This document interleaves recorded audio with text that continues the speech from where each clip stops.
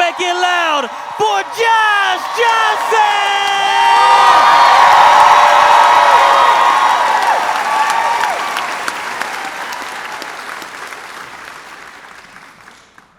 One thing that is very fun about being in Pittsburgh is your sort of singleness in fandom. The way that you love the Steelers, right? The way that you, yeah. And I saw this story about a woman whose husband sadly passed, and to commemorate him, she kept his Steelers tattoo.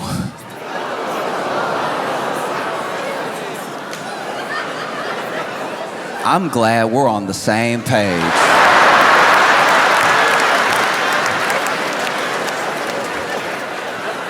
Because initially when I saw it, I was like, what? Yeah, no, kept the Steelers tattoo and it's like in a little. And then in the article, she was like, yes, we kept the tattoo. No, we don't think it's weird. And I was like,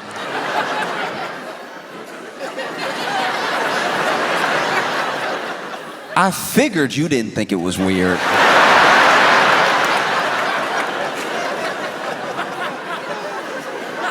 Seems like it was your idea.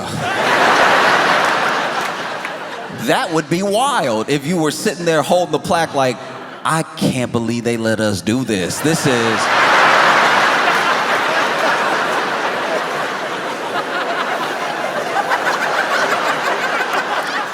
little odd, right?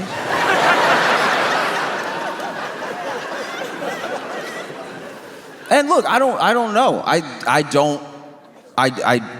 Wow. Like when I saw it, I was like, because also, look, I'm not gonna linger on it too long, but it was a big tattoo, so I don't even know what that, is that back? Is that arm? Is that, you know what I mean? And maybe this is something that the husband would have loved. Maybe he's like, yeah, keep it, put it in the living room, right?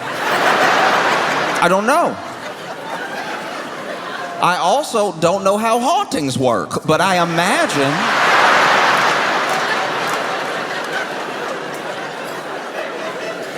I do imagine having some of my skin means I'm gonna stop by.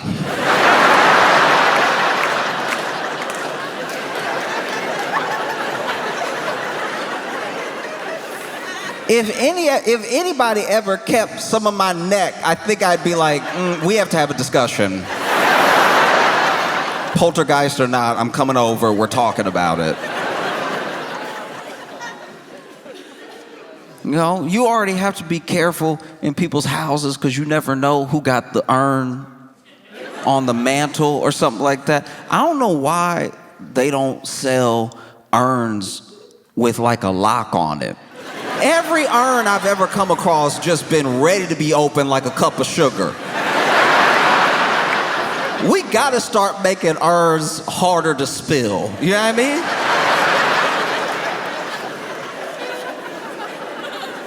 I've been in people's houses where they got, whether it's like a family member or the pet, they got the urn on like a mantle or a bookshelf, and I'm like, that's a little high. If it falls, they will be everywhere. And it does sort of, I don't know. It does taint the memory a little bit if this urn fall and now you gotta Dyson him up.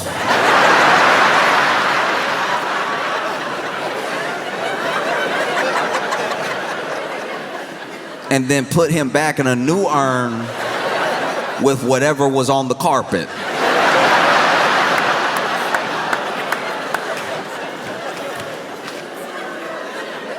Just something to think about, baby. Literally, just even McDonald's cups are harder to spill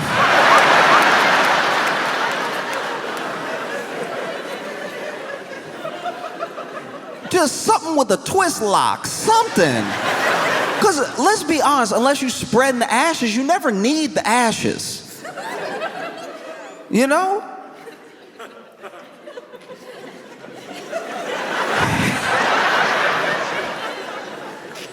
It's not like you hiding something in the ashes and then you're gonna open up the urn, pull out the Glock. Like that'd be a wild home invasion. That'd be imagine you're, let's say somebody, goodness forbid, but let's say somebody broke in your house or something like that, and then they've got you and the family held hostage, and maybe you did something to them. Maybe you're a healthcare CEO, right?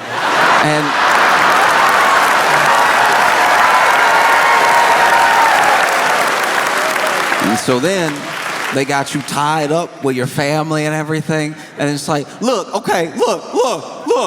I'm sorry, all right? And they're like, sorry is not enough, you about to go. It's like, okay. All right, I get that, but okay, but a long time ago, my wife passed, and I always said that, like, whenever I go, I'd like to go with her, and she's right there. Intruder gonna be like,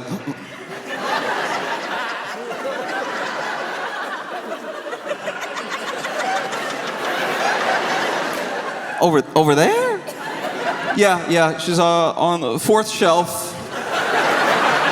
Fourth shelf, next to Great Expectations.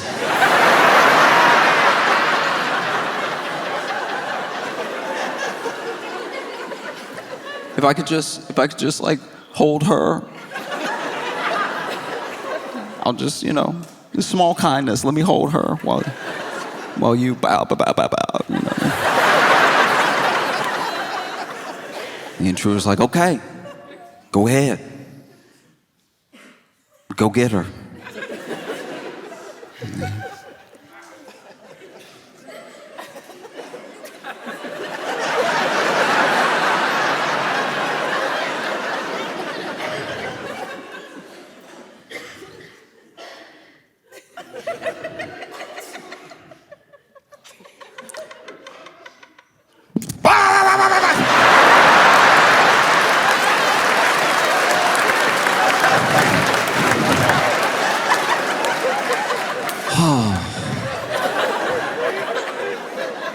Thanks, honey.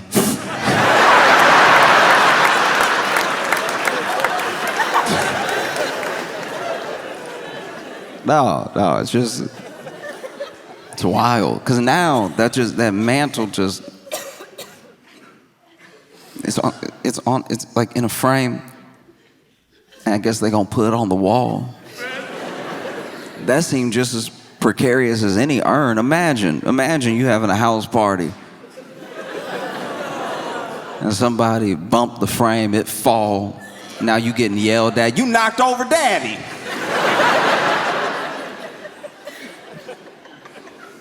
Everybody does things differently, and some people very differently. But once again, I don't know. I don't know if he would have loved this sort of thing, But it'd be crazy to think he might be looking down like, ugh.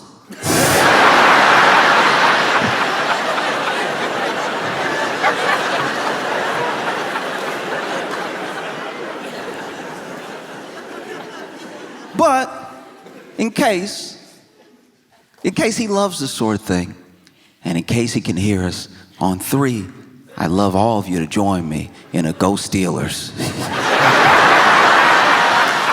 1, 2, 3. Yeah.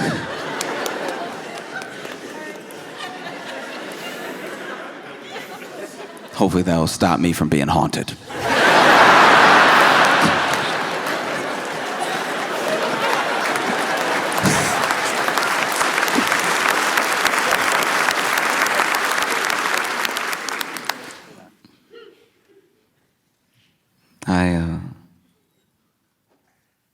my life, I've had a lot of roommates. And it's funny because, like, I don't know. I've talked about this before, but, like, roommates is like extra family because you're poor.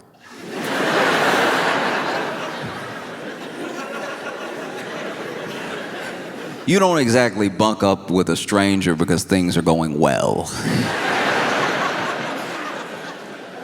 Every roommate I've ever had has been out of necessity. And you just gotta get used to it. But it's crazy because people, the way that people are roommates is usually a clue into how they lived before, like how they were raised, potentially. Maybe they were raised to act differently than they're acting as roommates, and this is them out on their own for the first time, rebelling against all these rules they had at home when they were, younger. That's the most charitable way to put it. Like, I think mostly a lot of people are insane. And there's nothing like having like a messy or lunatic roommate, and then maybe you do become friends, though. Maybe you're friends, maybe you're friendly. And then you go visit them at their house and you see that it's pretty much the same. This person is wild through and through. I had a roommate that,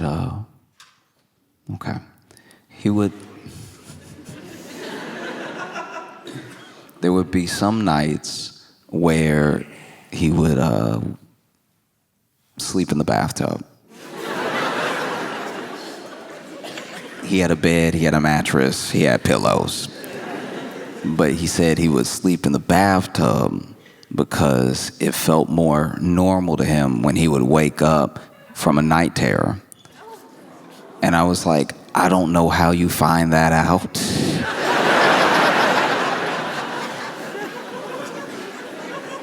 That means this man had night terrors and tried every room before he went tub.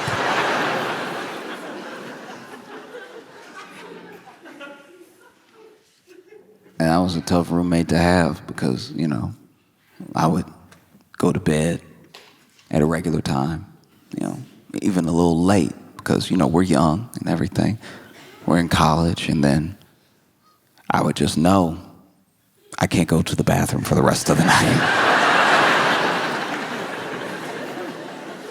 No, I can't. I'm gonna have to hold it until he wakes up. And what would normally be distressing, sleeping peacefully, and then hearing from the bathroom, is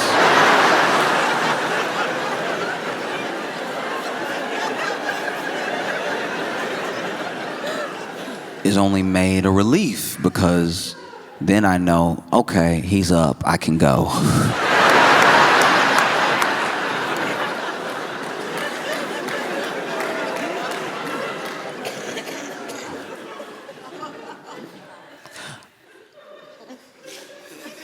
A lot of people in America worry about terrorism. This is a top concern for some people, and it just depends, mostly, to me at least, on when you were born, And I think that within this understanding of terrorism, there are many different definitions, One definition is someone who stokes fear and anxiety for the purpose of fear and anxiety in their enemies. And there's a lot of talk of terrorism or potential terrorism. People get called terrorists all the time, and there are some people that want to equate terrorism to one specific group, one specific religion. But I know that there are terrorists, but the terrorists that I'm talking about, they have no religion. The terrorists that I'm talking about, the terrorists that I believe already live in the U.S., they don't have some God that they call to for their purpose of doing what they do. They just do it to stoke fear and anxiety. I'm talking about people who put an empty box of cereal back on the shelf. These people have no place in our society, all right? I had a roommate. Last straw for me was this man. I had bought some Cheerios, and I bought it for the group. We all eating out here. And so then I go to grab the Cheerios, and I'm excited, I'm hungry. And I go to grab the Cheerios, and there's a certain feeling. Anyone who's been a victim of what I'm talking about will know the feeling. It is a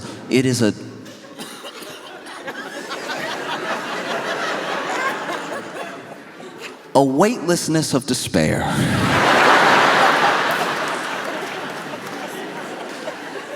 You go to grab what you think might even be a half-full box of cereal, and in your attempt to grab it, you put too much energy, too much force into your shoulder, into your arm, into your hand. And when you put that force into your shoulder and your arm and your hand, and you grab the box of cereal and you go to lift it up, you hit the top of the cabinet. Because there's nothing in there. And not only is there nothing in there, what's been left is crumbs. And the sound of crumbs is the jingle bells of poverty, all right?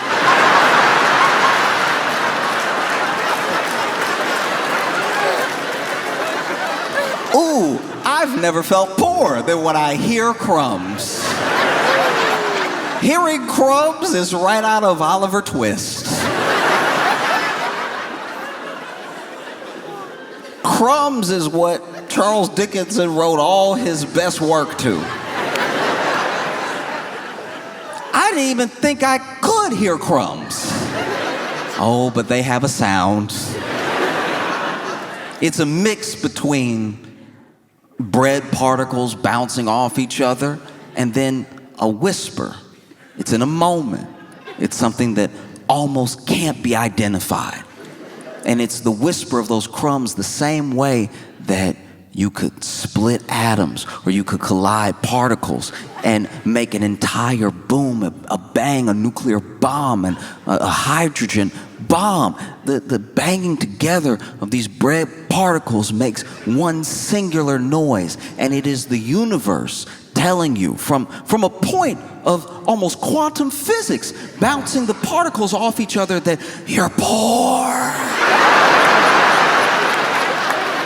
That's the sound of poor. Wouldn't you love to say yum? You'll never say it. You're too poor. These are crumbs.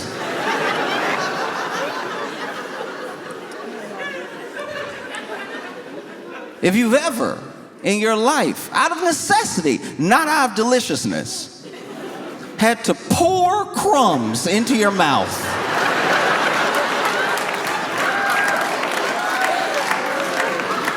only in the Bible do I imagine this level of thirst for food. You might as well be in the desert. Even if you are in your Pittsburgh apartment, you might as well be in the desert if you are opening your mouth, letting it hang, while an entire bag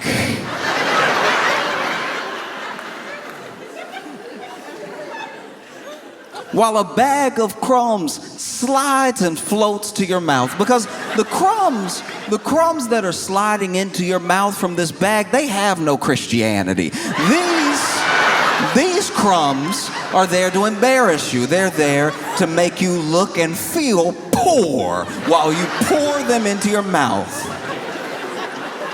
Maybe that's where we get the word poor from, and maybe that's where we get the other word poor from, because you have to pour these into your mouth while you feel like the poorest person that has ever lived. And the bag is stiff because it's that hard, semi-soft plastic that they only make cereal bags out of.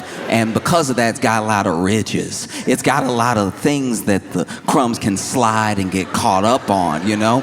It's a lot like when you try to get water to a new place and the water is working its way through the canyon, but it doesn't know where to go yet. It's being pushed by the other water. And this gravity that's pulling down the crumbs to your mouth has the crumbs rushing at you from all angles. Even when you try to pinch the bag, to give yourself some dignity. You try to pinch it and straighten it up to make a funnel for your mouth, because this is all you have. Crumbs is all you have. Crumbs is your life. And so you make it as straight as possible. You slide it down. Only when you are making a paper plane do you have this level of intent as you straighten something out. You straighten it out as much as possible, and then you dip it into your mouth, and still the ridges find a way. Because the devil is busy.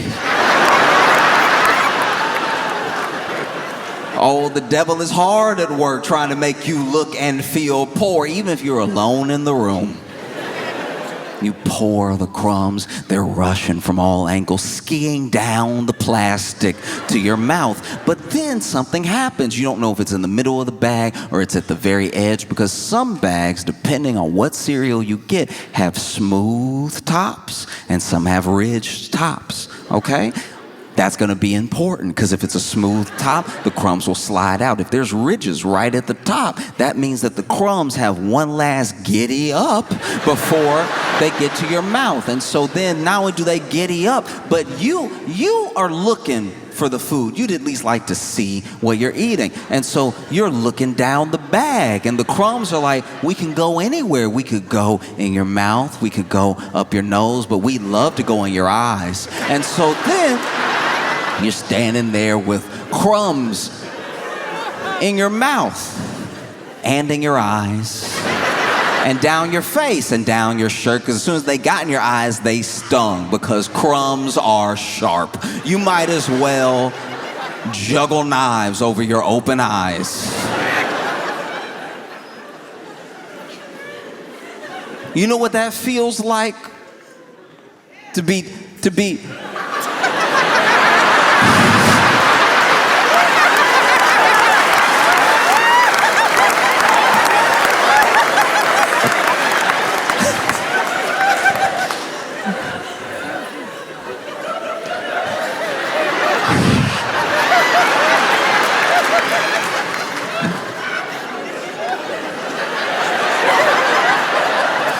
Do you know what that feels like, to have to dig Cinnamon Toast Crunch out your eyes? Every cereal sharp. Every cereal is sharp. And so I remember I was a victim of terrorism.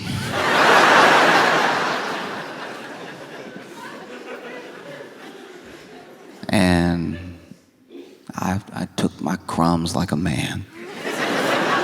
But then I confronted my roommate. I said, hey. I know what you did. You know what you did. I don't know why you did it. I feel like I've been very respectful. I feel like we have a good rapport. I don't know why you would engage in such a vicious attack against my Saturday. And he was like, what? I was like, you know what? Because he did know what. Because without me saying anything else, he was like, look.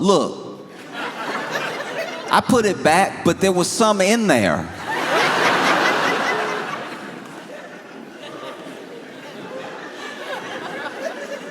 And I said, some crumbs? He's like, no. There was Cheerios in there. And then I thought, okay, maybe I've made a mistake. Maybe I have accused the wrong roommate, because I have more than one. And so then I walked to the kitchen with him, because the bag and the box were laying on the ground, because I obviously had to run to the bathroom and wash my eyes out of the very sharp cereal. And at this time, first of all, I need to go back. This is the second time this had happened, all right? And so first time was Cinnamon Toast Crunch, and then the next time it was Cheerios. That's my mistake. And so then he was like, there was some in there, and then we walk over, and the bag and the box are strewn on the floor like a crime scene. Because I had to drop them immediately. I also got Cheerio in my eye. And I was like, there was nothing. And you know there was nothing because it was only crumbs. And now the crumbs are in me and on me. And then he's like, no, there was something left. I was like, what left? And he was like, there was one Cheerio. And I was like, now I know.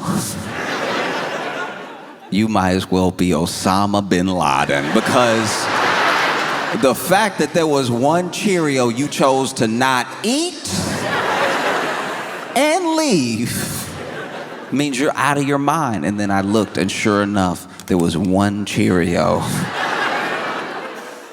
on the ground. One Cheerio. A single Cheerio. Like a British person saying goodbye.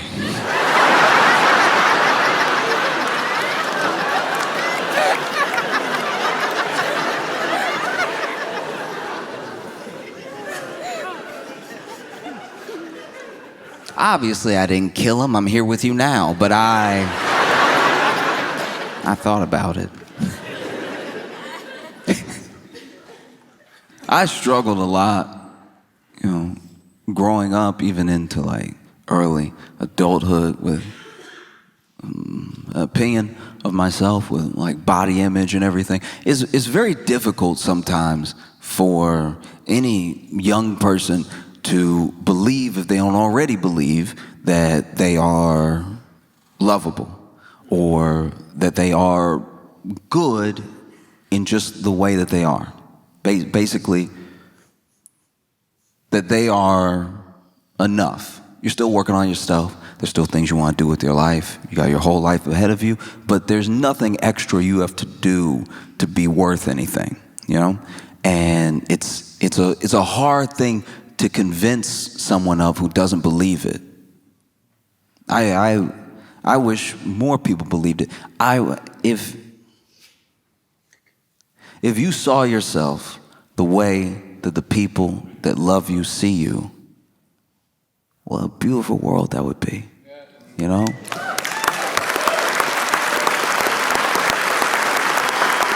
And it's not as if love isn't poured into and on these people, showered with praise when something goes right. Not everyone gets it, but even for the people that do, they still struggle with body image, they still struggle with confidence. And then for the people who should have people that they look up to, maybe not giving them any of that, either being indifferent to them or actively hurting their confidence. Sometimes even when you have those positive forces in your life, you still don't accept it in a way that would help boost your confidence. You're like, she loves me, but that's like my mom. She biased.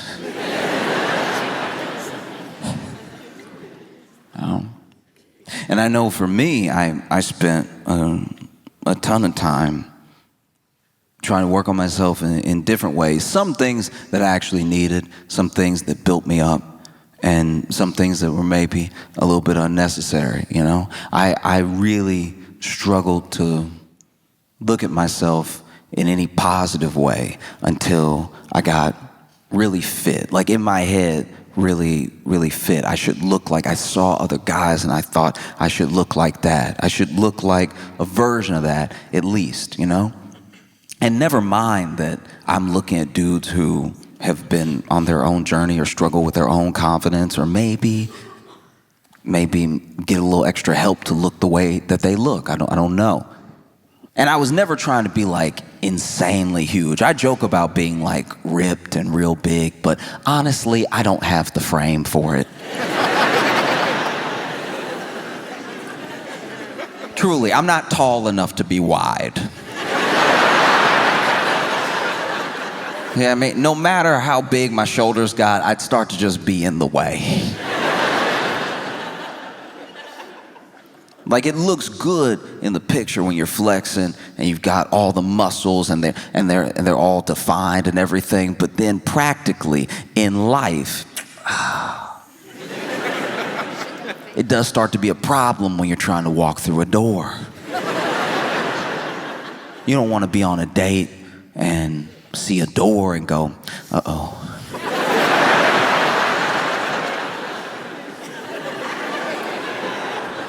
How do we handle this?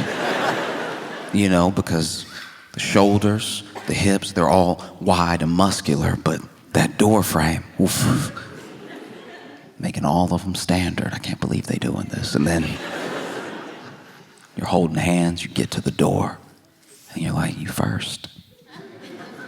You look like you being a gentleman, you know. Please go ahead. And then she walks through the door with ease, and you now have to figure something out. You're standing on the opposite side of the door, and you're like, oh, okay.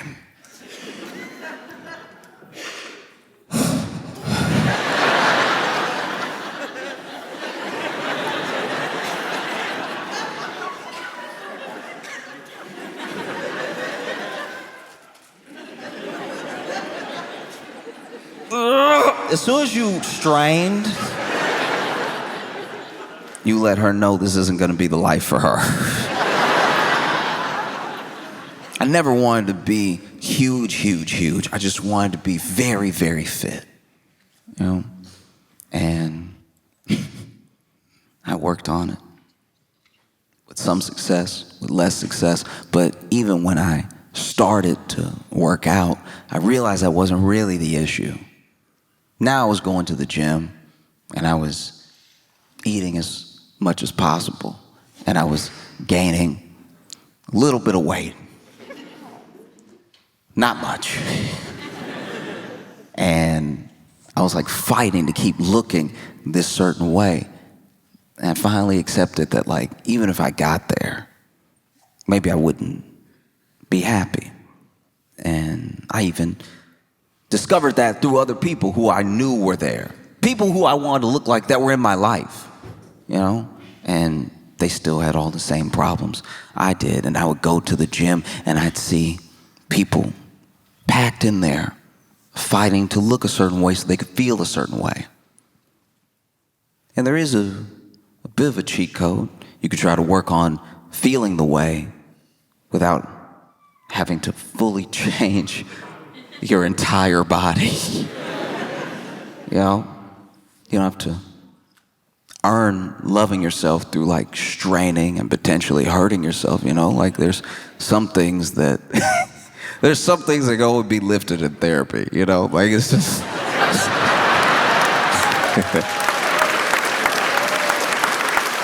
and but I remember I would see these workouts, and sometimes you see people get creative. There are a couple machines that are pretty straightforward. You sit down, you want to row, you put your feet here, and you pull. And that's the exercise right here. This is just what you do, and you do it for your back. You know, you work a little biceps in there too, and maybe if you're trying to work more of the back, you can lean forward a little, lean back a little with the pull, you know. I saw a guy sit down like normal and then put his feet in. And I'm not gonna lie, I stopped. I was like, this is about to be awesome.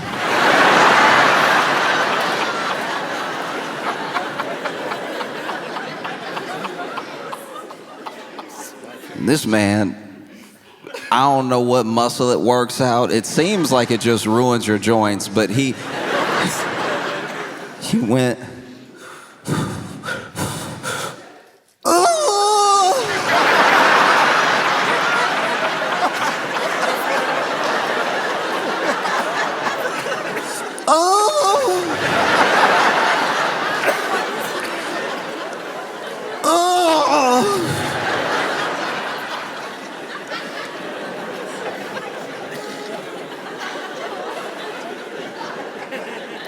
Just make sure it's clear.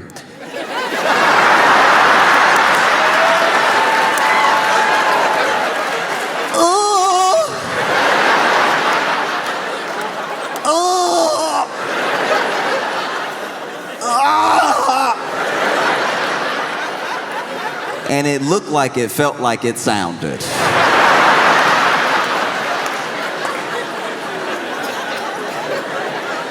This man did 8 sets of 10.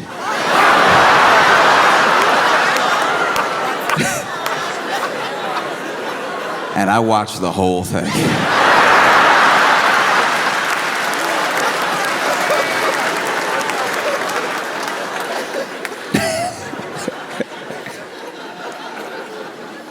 Oh, there was even a time where I went to the gym and, I was working out my legs differently. I was doing some lunges, I was doing some like split squats and everything. Not much weight, but just trying to make sure that I worked out my legs, because there are some people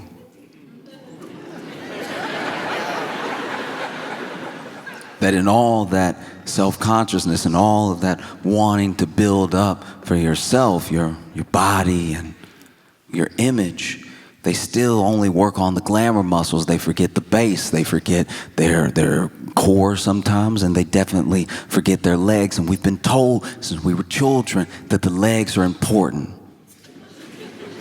We've been told in many different ways. We've been told by PE teachers. We've been told by coaches. We've been told by parents. We've been told by cartoons. There's an entire cartoon dedicated to people who skip leg day. Johnny Bravo was trying to warn us for our entire childhood how important leg day is. That's not a structure you want. You don't want to have more hair than... So I was working out my legs, and so I'm packed into this gym with a bunch of other people, which is, look, it's very frustrating because this gym was unfortunately affordable. So a lot of people were in there, and I was one of them. And I was hopeful, sometimes they sell memberships all year and they're counting on people not to go. The way the gym structures are built out, it's so that you get all of these people here, but they're signed up, they don't actually show up. And so a gym is able to run fairly efficiently as long as like 1/10 of the people who are members show up at a time.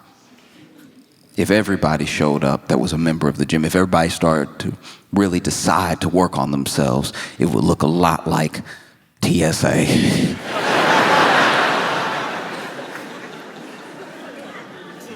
Be very little movement.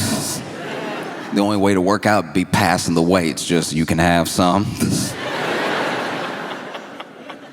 And while I was in the gym, packed in there with everybody else, there was a fire alarm that went off and some smoke that we saw. And, I didn't see any fire, but 2 out of 3 signs isn't bad. And so there were only 2 exits, which in retrospect was a horrible thing. Like you could only get out through the elevator, which you're not going to take during a fire, or the stairs. And so people started clamoring for the stairs. And this is where the real fitness test began. Because there were some people that were out in a flash, but then there were other people who had been working out. So they used all their fire running strength on the treadmill. So now they see that the fire alarm is going off and there's smoke, and they hop off the treadmill and they're like, oh no.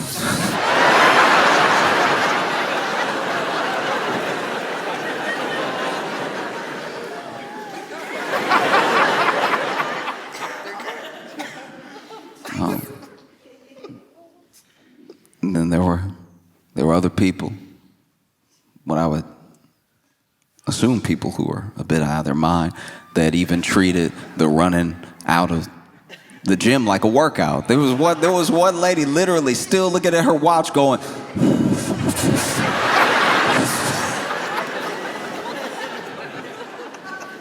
And then there was me, who had been doing leg day.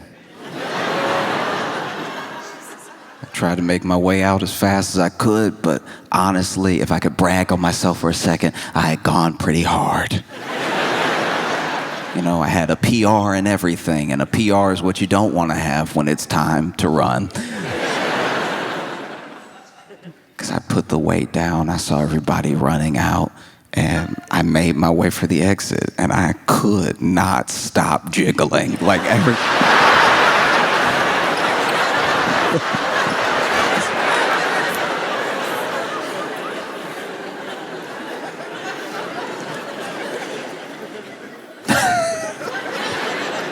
And yeah, I don't know if you've ever been in a situation where you have to evacuate for a fire, but nobody moves like there's a fire.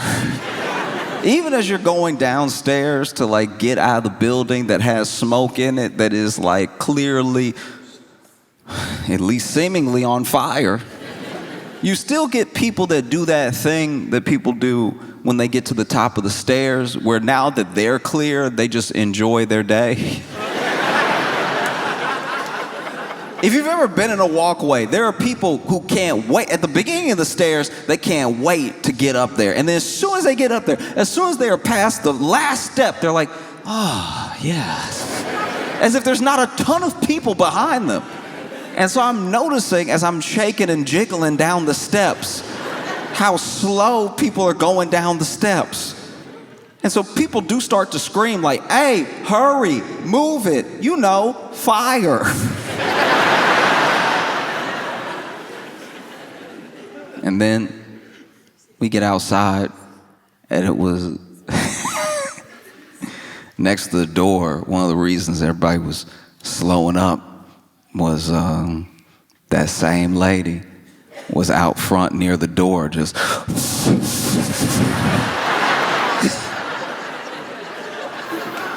like next to the door, just run, like you still got the rest of the world to run. What are you waiting for?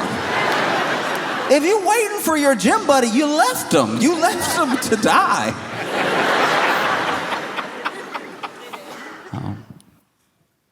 It's funny because I was watching the news and I saw this, can't really call it a debate, it was more of a screaming match. But it was on CNN. And on CNN, okay. Found the one person that works at CNN, and that's... Man, I've never heard anybody clap for CNN like that. Yeah.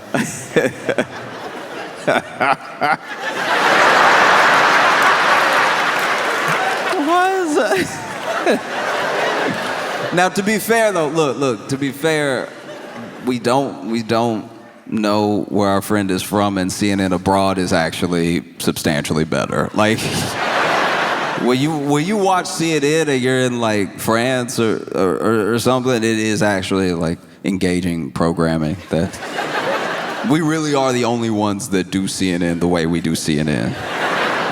I like, as an example, when you travel the world, McDonald's is still fast food. We're the only ones that made it poison. You know, every other country, they just say what happened on the news. They just tell you. They're like, oh yeah, no, then these people came, and then the other people came, and then the first people left, and then the second group of people left. It's really mostly in the US where you watch news and it's like, chaos in the streets!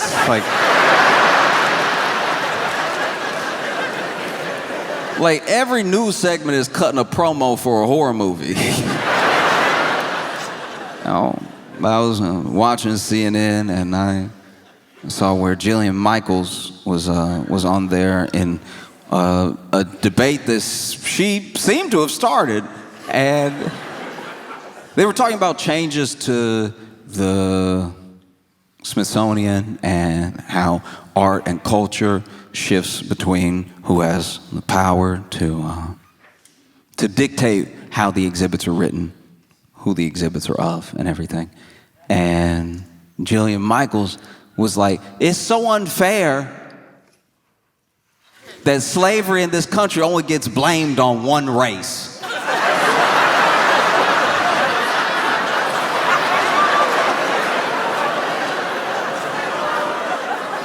Look, as outrageous as that is genuinely funny. Like, look, I'm not gonna tell anybody how to feel, but if you heard the words I said, that Jillian said, and you immediately got angry, I would ask you to take a step back.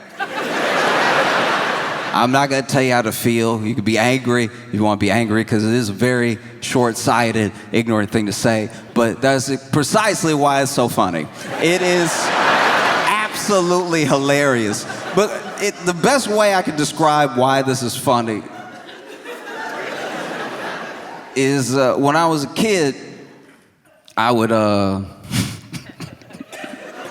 I would be at home alone for about 3 hours. I would get off, from school. I would do practice, and then I would get home and be alone for about 3 hours, right? So for 3 hours, I was the only person in the house. And one day, I was just walking through the house. I was eating something. I think I was like eating some Easy Mac and walking, not paying attention where I was going. And I knocked over this vase. And it was a vase that my mom loved, right? And so it smashes on the ground. And I genuinely didn't know what to do, because I was like, man, I'm going to be in a huge amount of trouble. I need to think of something.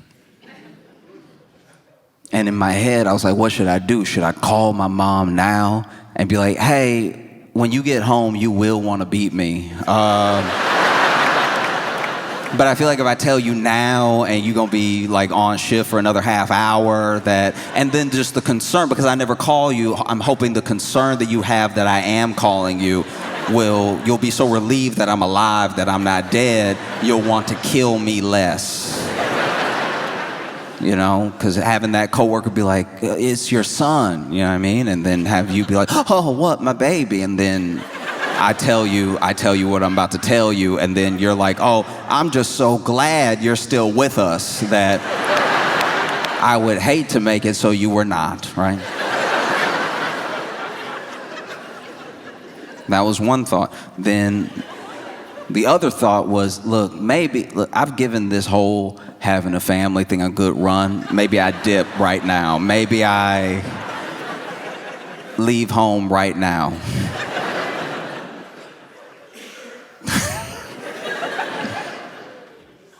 And then the third thing, which is what I did do, was nothing. I went to my room and played some video games for what felt like might be the last time in a long time.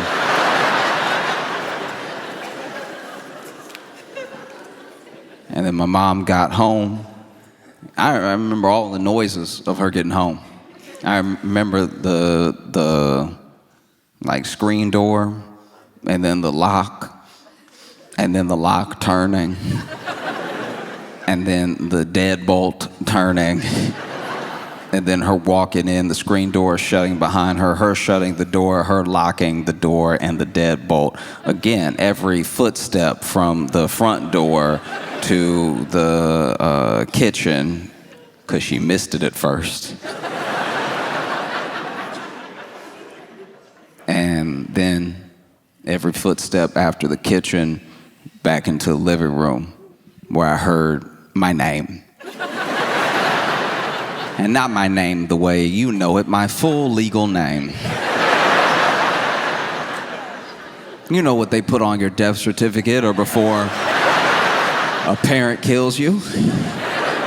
My full legal name. And then I walk in, and my mom is like, what happened?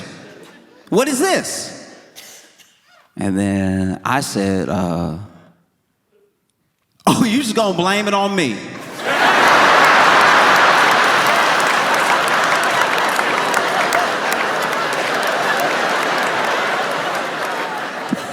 Wow, wow. Maybe I was in there playing video games the entire time. Maybe somebody broke it, and left. Maybe I'm lucky to be alive right now. You're just gonna immediately blame me because I was the only one here. You're just gonna blame me because it looks like it was me. And that's kind of what Jillian Michaels was doing with the whole, like...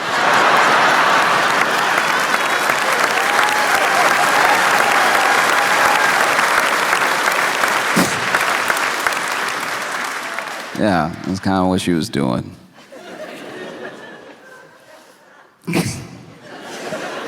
Can't believe you would just blame it on one race of people.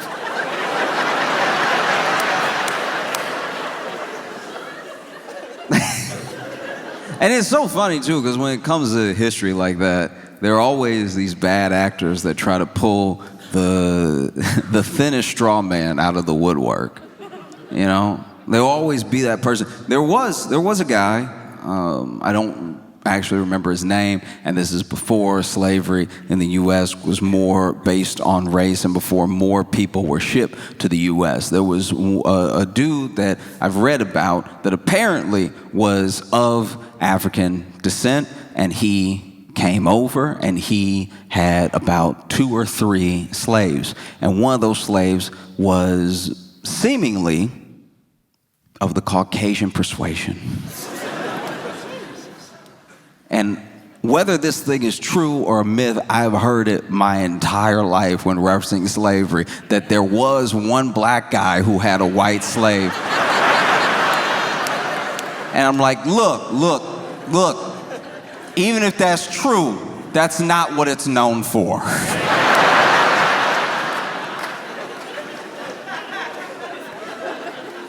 Do you know what I mean? Yeah. You're just picking and choosing how you present an entire idea. And it makes sense to me that someone like Jillian Michaels would say something like this. She is from a reality TV show. She's known for the show The Biggest Loser. Yeah, that's who she is, that coach from The Biggest Loser. You know, the nice one. The Biggest Loser was a show, I don't think it's still on the air anymore, so if you're not familiar with the show, it was a show where they would bring on people who were overweight, struggling with image and everything, and they would help them lose weight by making them do slavery.